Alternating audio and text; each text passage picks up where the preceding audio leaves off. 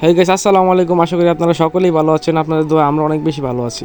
Guys, Eid গেল, আজকে চারটা দিন হয়ে গেল, কিন্তু একদিনও কোথাও ঘুরতে যেতে পারি না, কারণ ছিল বৃষ্টি।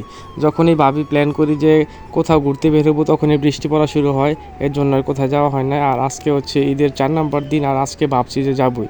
আকাশটা প্রচুর মেঘলা, বন্ধু বলতেছে যে যে কোনো মুহূর্তে বৃষ্টি পড়তে পারে।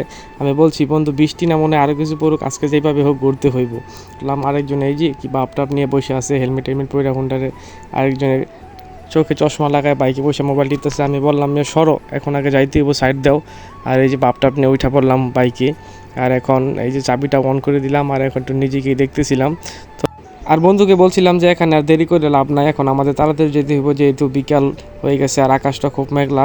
আর রাস্তার পাশে একটি সুন্দর জায়গা দেখে এখানে দাঁড়াইছিলাম। আর এরকম প্রকৃতির সুন্দর জায়গা কার কার ভালো লাগে এটা অবশ্যই কমেন্টে বলে যাবেন।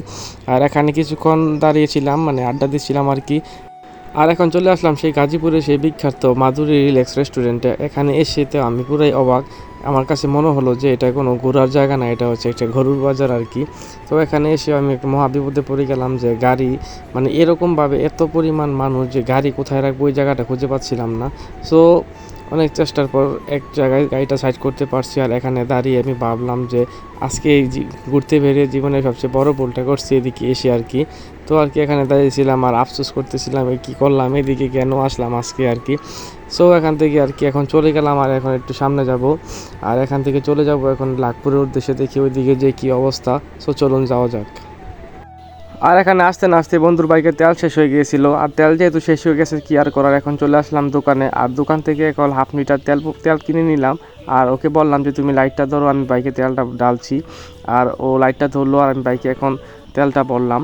আর এখন আমরা চলে আসলাম লাখপুরের সেই বিখ্যাত রেস্টুরেন্ট বাংলাঘর, যেটা কিনা অনেক সুন্দরই। আর এখানে আসলাম, আমরা কিছুক্ষণ সময় পার করলাম। আর যারা যারা ভিডিওটি এখন দেখতেছেন, অবশ্যই ভিডিওতে লাইক, কমেন্ট অ্যান্ড শেয়ার করে আমাদের পেজটা ফলো দিয়ে যাবেন। আর যারা ইউটিউব থেকে দেখতেছেন, অবশ্যই চ্যানেলটা সাবস্ক্রাইব করবেন। ওরা বলতেছিল নাকি চা খাবে, তাই আমি এসে বললাম মামা আমাদেরকে 4 কাপ কড়া করে চা বানিয়ে দেন। আর মামাও সাথে সাথে আমাদেরকে 4 কাপ চা বানিয়ে দিল। সো আজকের ভিডিওটি এ পর্যন্তই ছিল। দেখা হচ্ছে অন্য কোনো ভিডিওতে, ততদিন সবাই ভালো থাকবেন। আল্লাহ হাফেজ।